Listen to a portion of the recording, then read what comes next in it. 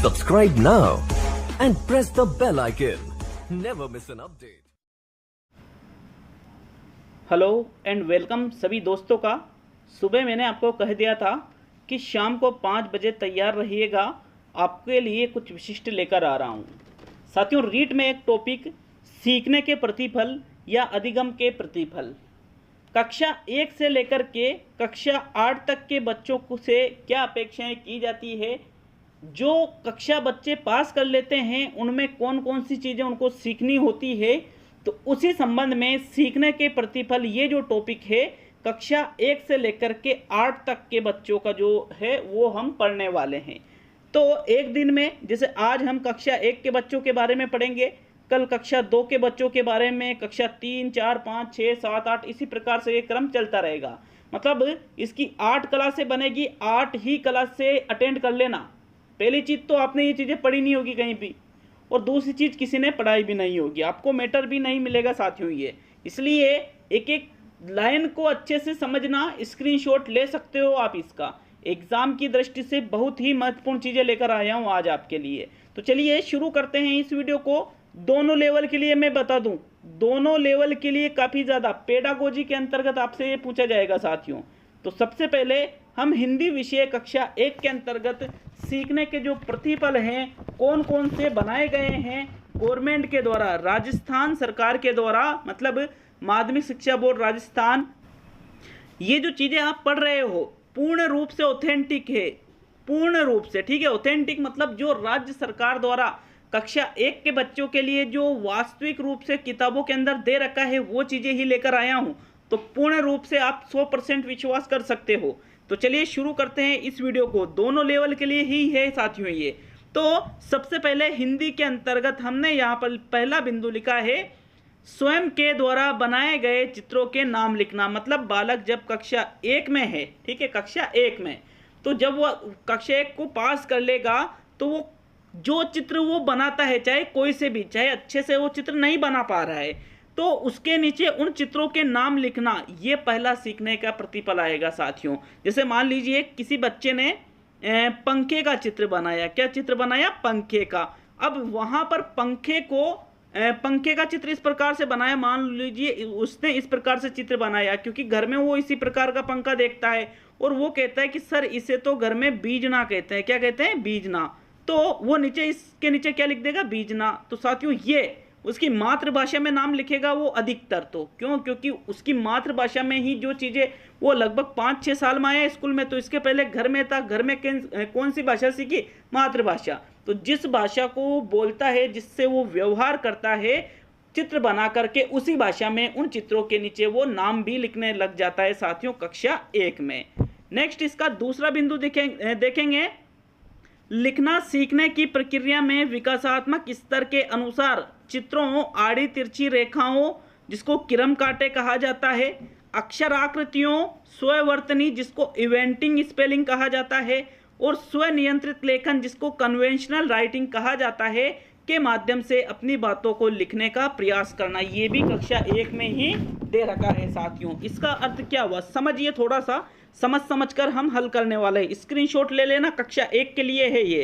तो देखिए, लिखना सिखाने की प्रक्रिया में बच्चा जब लिखना सीख रहा है तो चित्र बनाएगा, वो आड़ी तिरछी रेखाएं खींचेगा। आड़ी तिरछी रेखाओं को क्रम काटे कहा जाता है। बहुत ही इंपॉर्टेंट चीज़ है ये।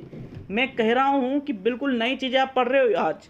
तो आड़ी तिरछी, डायरेक्टली प्रश्न ये भी पूछा जा सकता है कि आड़ी तिरछी रेखाओं को क्रम क्या कहा जाता है? क्रम काटे। ये क्रम काटे किसे कहा जाता है? आड़ी तिरछी रेखाओं को कहा जाता है। तो बालक लिखना सीखने में सबसे पहले इस प्रकार से आड़ी तिरछी रेखाएं खींचेगा, फिर अक्षर की आकृतियां बनाएगा इस प्रकार से, ये इस प्रकार से इनको मिलाना सीखेगा। स्ववर्तनी खुद के हिसाब से भी लिखेगा जिसको इवेंटिंग स्पेलिंग कहा जाएगा, स्वनियंत्रित लेखन जिसको कन्वेंशनल राइटिंग कहा जाएगा, के माध्यम से अपनी बातों को लिखने का वो प्रयास करेगा। जरूरी नहीं है कि वो पूर्ण रूप से शुद्ध लिखेगा क्योंकि कक्षा 1 में ही पढ़ रहा है अभी वो, ठीक है। जब वो कक्षा आगे की कक्षाओं में जाएगा तो ये चीज़ें विकसित होती जाएगी। इसमें तीसरा बिंदु इन्होंने दे रखा है साथियों, हिंदी के वर्णमाला के अक्षरों की आकृति और ध्वनि को पहचानना। बालक कक्षा 1 में ही जो वर्णमाला जिसको अनाराम भी हम कहते हैं उनके अक्षरों की जो आकृतियां है, जैसे यहाँ पर हमने लिखा ए, बालक से पूछा कि ये क्या है बेटा, तो बालक कहेगा ये ए अनार वाला है, वो ए नहीं कहेगा, वो क्या कहेगा ये ए अनार वाला है। हमने यहाँ पे लिखा क, तो वो क्या कहेगा इसको क कबूतर वाला, क नहीं कहेगा वो, ठीक है। तो हिंदी वर्णमाला के अक्षरों की जो आकृतियां हैं, जो ध्वनियां हैं, उनको पहचानने लग जाता है। यह है आपका तीसरा अधिगम के प्रतिफल में कक्षा 1 में हिंदी के अंतर्गत। नेक्स्ट इसमें बिंदु इन्होंने दे रखा है चौथा, परिचित या अपरिचित सामग्री का नाम लिखना। बालक परिचित सामग्री, जिन चीज़ों को वो जानता है उनके नाम लिखना धीरे धीरे सीख जाता है इस क्लास में ही। जो अपरिचित सामग्रियां हैं उनके नाम लिखने की भी वो कोशिश करता है। जैसे अपना नाम लिखना सीख जाता है वो कक्षा का नाम कि भाई कौन सी कक्षा में पढ़ता है, तो वो लिखना सीख जाएगा कि मैं 1 में पढ़ता हूँ। जो मनपसंद किताब होती है उसका शीर्षक जो है उसका नाम लिखना सीख जाता है साथियों वो। तो इस प्रकार से ये आपका चौथा बिंदु है, ये भी कक्षा 1 के अंतर्गत ही दे रखा है। नेक्स्ट पांचवा बिंदु इसमें आता है प्रिंट, मतलब लिखा या छपा हुआ में अक्षर, शब्द और वाक्य को पहचानना। जिसे समझना इस चीज को कि जो प्रिंट चीजें हैं या तो लिखी हुई है या छपी हुई है, मतलब प्रिंटेड चीजें हैं, उनमें जो मौजूद अक्षर होते हैं, उनमें जो वाक्य होते हैं, इन इकाइयों को वो पहचानने लग जाता है। जैसे यहाँ पर एक उदाहरण है, मेरा नाम विमला है। इस प्रकार के वाक्य बालक कक्षा 1 में ही पढ़ने लग जाता है या पहचानने लग जाता है, मतलब खुद का नाम वहाँ पर लिखने लग जाएगा साथियों, ठीक है। ये इसका पांचवा बिंदु है। नेक्स्ट इसका छठा बिंदु है, संदर्भ की मदद से आसपास मौजूद प्रिंट के अर्थ और उद्देश्य का अनुमान लगाना। समझना, मौजूद प्रिंट के अर्थ का और उद्देश्य का अनुमान लगाना संदर्भ की मदद से, मतलब जो चीजें उससे दिख रही है उसकी मदद से। एक उदाहरण देता हूं साथियों इसका मैं, जैसे मान लीजिए कोई भी टॉफी है, टॉफी मतलब चॉकलेट, उसका जो कवर होता है, बालक उस कवर पर लिखे नाम को टॉफी कहता है या लॉलीपॉप कहता है कि भाई ये लॉलीपॉप है या ये टॉफी है। तो वो संदर्भ के आधार पर, मौजूदा प्रिंट उसको जो दिख रहा है उसके आधार पर वो अनुमान लगाने की कोशिश करता है। जैसे मान लीजिए टोपी का जो बाहर का कवर है उसमें आप मिट्टी रख दीजिए और उसको अच्छे से लपेट दीजिए। बालक से कहोगे कि बेटा ये क्या है, तो वो क्या कह पाएगा इस कक्षा में ही कि भाई ये टोपी है या फिर ये चॉकलेट है, लॉलीपॉप है, इस प्रकार से वो कहने लग जाता है। तो ये इसका छठा बिंदु है साथियों। नेक्स्ट बिंदु इसमें है सातवां, क्या है, भाषा में निहित ध्वनियों और शब्दों के साथ खेलने का आनंद लेते हैं। भाषा में निहित जो शब्द हैं, जो ध्वनियां हैं, उनके साथ खेलते कैसे हैं, देखो जैसे इन्ना बिन्ना तिन्ना करते हैं ना कक्षा 1 के बच्चे, इन्ना बिन्ना तिन्ना, इस प्रकार से मजा आता है उन चीज को। एक जैसे जो वर्ण होते हैं, जैसे चाचा, पापा, मामा, दादा, नाना, काका, इस प्रकार से एक जैसे जो वर्ण होते हैं उनके साथ वो खेलते खेलते हुए सीखते हैं साथियों। यहाँ पर इन्होंने उदाहरण दे रखा है इन्ना बिन्ना तिन्ना। तो इस प्रकार से जो भाषा में जो निहित ध्वनियां है, ध्वनियां क्या है, ना जुड़ रहा है ना पीछे, और जो शब्द है इन्ना बिन्ना तिन्ना, इनके साथ आनंद लेते हैं और इन्हीं के साथ वो खेलने लग जाते हैं साथियों। यह आपका सातवां बिंदु है।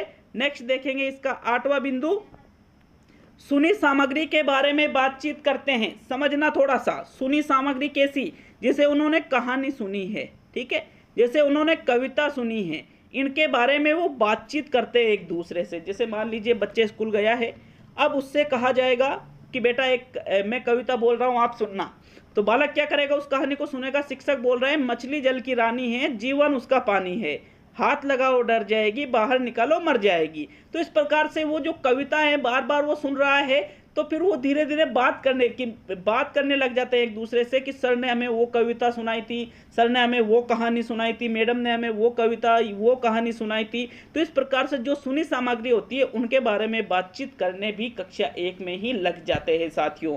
नेक्स्ट इसका 9वां और अंतिम बिंदु है हिंदी के अंतर्गत, अपनी भाषा एवं स्कूल की भाषा का इस्तेमाल करते हुए बातचीत करते हैं। अर्थात अपनी भाषा मतलब उसकी जो मातृभाषा है।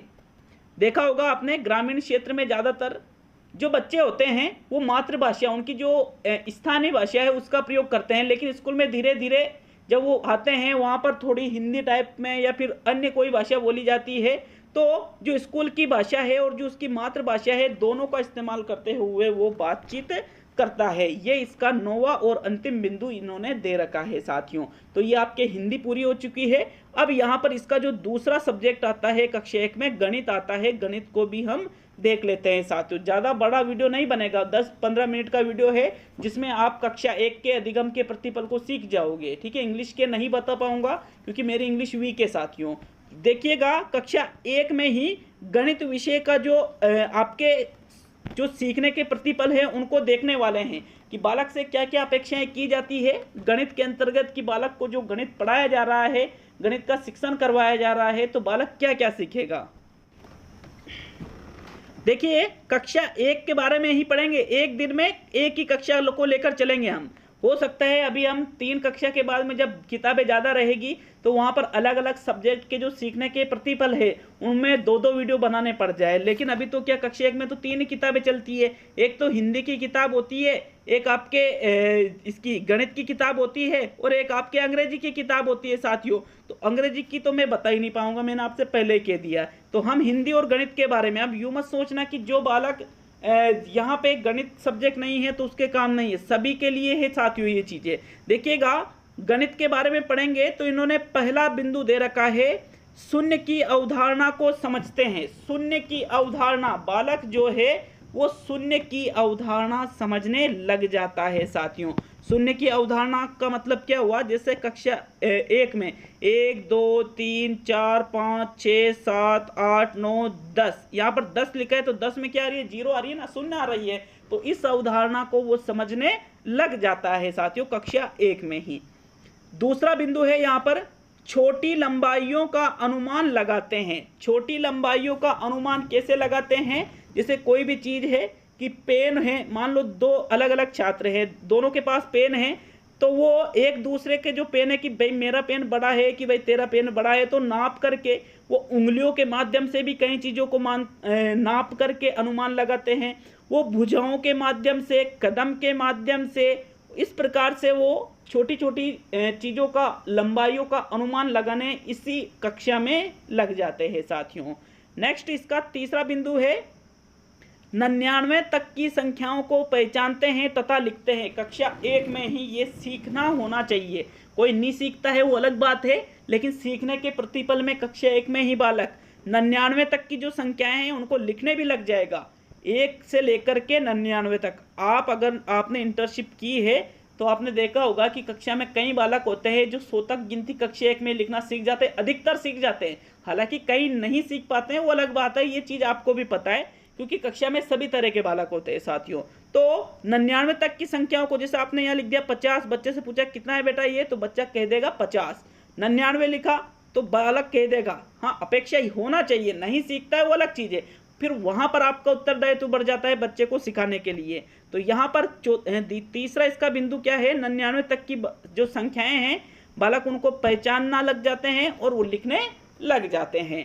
चौथा बिंदु है, 1 से 20 तक की संख्याओं पर कार्य करते हैं। 1 से 20 तक की संख्याओं पर कैसे कार्य करेंगे साथियों, देखिए जैसे 1 से 9 तक की संख्याओं का उपयोग करते हुए वस्तुओं को गिनते हैं। 1 से 9 तक की, जैसे मान लीजिए 5 कॉपियां हैं बालक के पास, तो उन कॉपियों को वो अलग अलग रख करके कि 1 2 3 4 5 अलग अलग उन कॉपियों को गिनने वो लग जाता है। 9 तक की संख्याओं को तो वो गिन ही लेता है साथियों। नेक्स्ट इसी के अंतर्गत है, 20 तक की संख्याओं को मूर्त रूप से चित्रों और प्रतीकों द्वारा बोलकर गिनते हैं।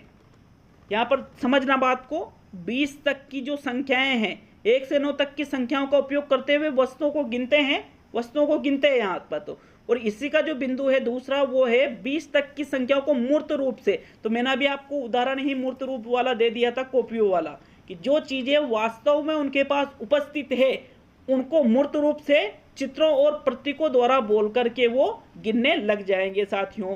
नेक्स्ट इसी में है, 20 तक की संख्याओं की तुलना करते हैं, यह बता पाते हैं कि कक्षा में लड़कियों की संख्या ज़्यादा है या लड़कों की संख्या ज़्यादा है। तो समझना इस चीज़ को भी, 20 तक की संख्याओं में तुलनात्मक वर्गीकरण भी वो कर सकते हैं, क्योंकि 99 तक तो उनको गिनती आती ही है, 20 में कि भाई ये ज़्यादा है, लड़कियाँ ज़्यादा है, गिन करके वो आराम से वो बता सकते हैं।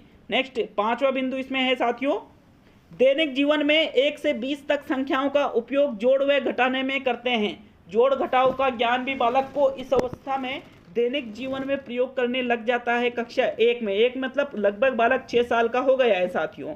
आगे इसी में है साथियों, मूर्त वस्तुओं की मदद से 9 तक की संख्याओं के जोड़ के तथ्य बनाते हैं। मूर्त वस्तुओं की मदद से किस प्रकार से तथ्य बनाते हैं देखना। जैसे मान लीजिए 9 तक की संख्याओं के ही तथ्य यहां पर बनाए जाएंगे। 3 यहां पर बालक के पास पेन है, दूसरे छात्र से 3 पेन और लिए, एक और छात्र से 3 पेन और लिए, तो 3 3 3 यहां पर इस प्रकार से जोड़ के तथ्य बना रहा है बालक कि भाई ये टोटल 9 पेन है। इस प्रकार से बालक लिखना सीख जाएगा साथियों। 1 से 9 तक की संख्याओं का प्रयोग घटाने की क्रिया भी करते हैं कि वो 1 से 9 तक डायरेक्टली 9 - 3 = 6 इस प्रकार से भी वो कर सकता है। तो ये है सीखने के प्रतिफल कक्षा 1 के लिए है ये, जिसमें हमने हिंदी के प्रतिफल पढ़े हैं और गणित के प्रतिफल पढ़े हैं। तो ये आज कक्षा 1 के पढ़ लिए, कल कक्षा 2 का वीडियो आएगा साथियों। इन वीडियो को मिस मत करना। छोटा सा वीडियो है लेकिन नई जानकारियां हैं, याद रखना बहुत कुछ नया सीखोगे आप इन 8 दिनों में। तो मिलते हैं कल। बहुत बहुत धन्यवाद सभी का।